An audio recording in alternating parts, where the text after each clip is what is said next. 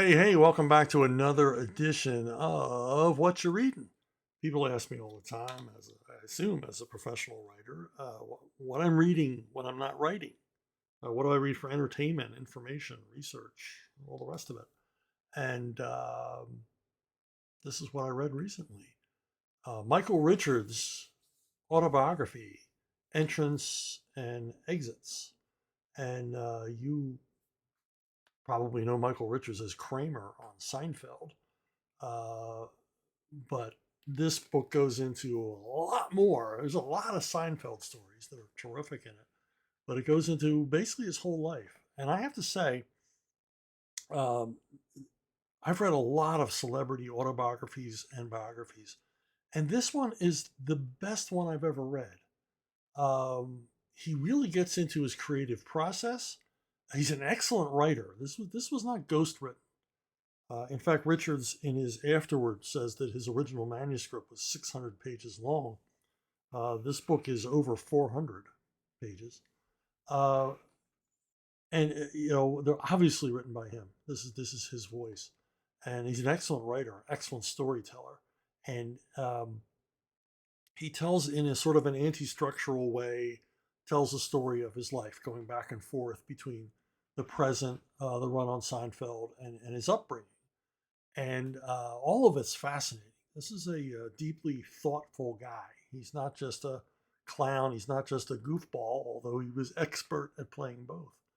And but it goes into his career, and for me, the most interesting part of the book was the creative process of building and creating these characters, and the marvelous opportunity he was offered on the Seinfeld show of basically building Kramer from the ground up, adding little elements and little bits and pieces um, of himself, of people he had met, um, basically making this character come alive in his mind so it came alive in ours. And, you know, he starts out in his career early on uh, in the LA comedy club scene. It's a very dawn. I mean, he shows up at the very first comedy club to get a gig. And that story's funny how he ends up getting on stage, and he gets drafted and he ends up in the army and he ends up running a theater troupe in Germany rather than going to Vietnam, and then returns to LA for the comedy scene. But he kind of loses his taste for it. He realizes that it's bringing out a darker side of him, that the challenge of coming up with new material, because he never did a standard comic act as a stand up. He never just got up there and told jokes. He would get up there in a persona. And a lot of it was mood, and a lot of physical comedy and things like that. And it was taking its toll on him, he felt mentally. And so he backed away from it and began to concentrate more and more on becoming an actor. He joined the cast of a Saturday Night Live knockoff that ran on ABC on Friday nights for a few seasons, and that's where he met Larry David, the co-creator of the Seinfeld show, for the first time.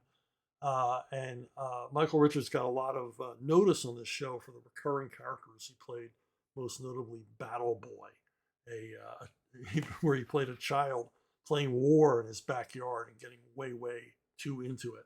And he talks about how they had to bring in a half a ton of dirt to create the set for Battle Boy.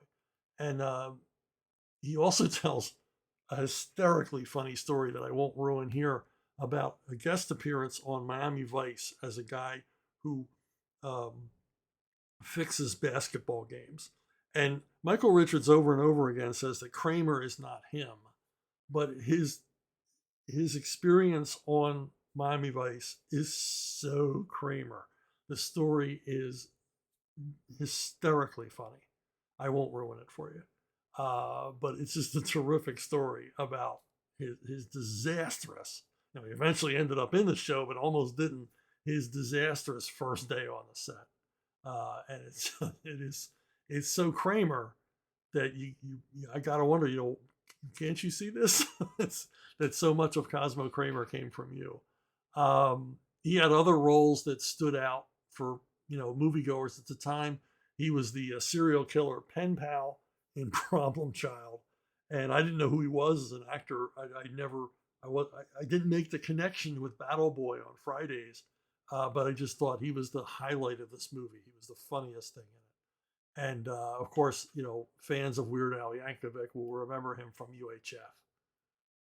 Playing a clueless doofus as opposed to a hipster doofus that he would play later. And of course, Kramer. Um, he talks a lot about how he got the job, how Jerry Seinfeld from the very beginning wanted him, but Jerry knew enough about network executives not to say that. And so they auditioned any number of people, and a number of people were considered for this role, including Tony Shalhoub. But a number of people were considered for the role of Kramer, but Seinfeld always wanted Michael Richards, but was wise enough not to say that. And eventually, at the incredible audition that Kramer did for the character, Seinfeld said, "Well, I think this is the guy." And Brandon Tartikoff, head of NBC, turned to Seinfeld and said, "Well, if you want funny," and Seinfeld's like, Seinfeld in his foreword says this is where it opened his eyes to how detached from reality network executives were. It's a comedy show. Of course, I want funny. I want the funniest guy on earth to play Kramer, and this is who I want. And of course, they went through the many seasons, and he talks about all the things that happened to him on and off set. He didn't do a lot of stuff in hiatus. He did one disastrous movie that bombed. But generally, when he wasn't playing Kramer on hiatus, he would just travel. He'd travel all over the world. He was really into, although a lifelong Christian, he was really into studying alternate religions and how each religion related to one another, and how, in his mind, they all came from the same source. That's what I said. This guy's a deep thinker, but he's not a pretentious deep thinker. He's a traveler. He knows he's on a journey. He knows he doesn't have all the answers, and he talks about his curiosity about other cultures and things like that. So a lot of that made the book really interesting. The other thing that makes it interesting is the inevitable name dropper stories, where as he became more and more famous and was welcomed into the inner circle of Hollywood royalty, because people want to be with you when you're famous. Even famous people want to be with you when you're famous. He got to meet a lot of famous people. And there's another fantastic story that I won't spoil for you, but it involves him spending the afternoon with Jeff Goldblum and Peter Falk. And it involves a discussion about the O.J. Simpson trial. And it's amazing. It is just a mind blowing. And then his summation of the event is just so keenly insightful. I'm crazy about this book. I will reread it. I really like this book. I really like him. And, he talks about, the time on Seinfeld, how it was indelible. It was a golden moment. It was a golden opportunity, and a chance to do something special and create something special. And he talks about all the different scenes and basically the dangers of doing physical comedy.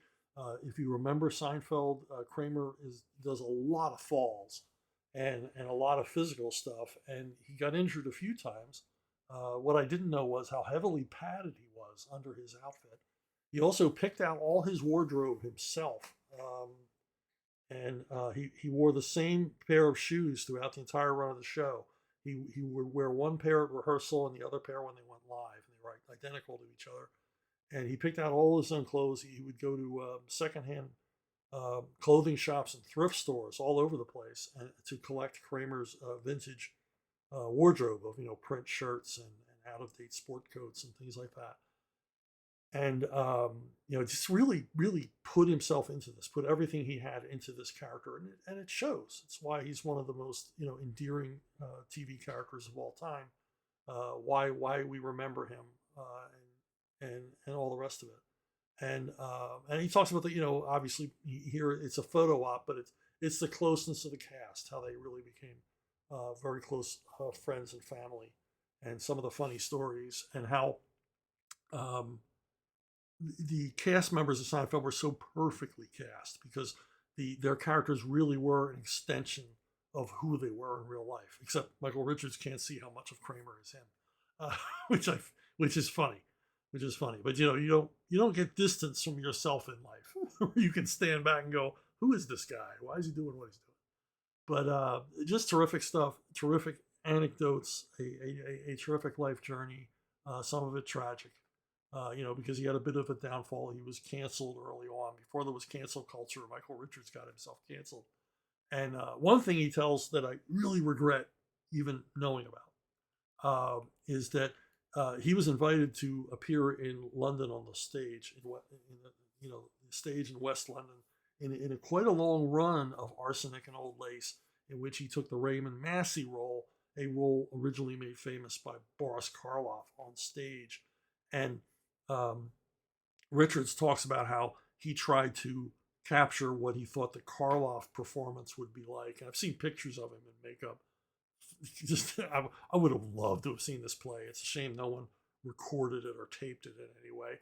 But he tells this really great story about how he was visited by Boris Karloff's daughter, and she came backstage to tell him how much she appreciated his performance. And then she spies up in the corner of his vanity mirror is a picture of her father. And it's just one of the many great moments from this book. But I highly recommend it if you like celebrity biographies or if you like reading about people involved in the creative process, because actors, like writers, like directors, they are creators. They build these characters beyond the source material they're given, and this is a great book uh, about that process from a very very skilled writer, a very skilled writer. So that's it. I will keep reading. You keep reading, and I'll see you down the road.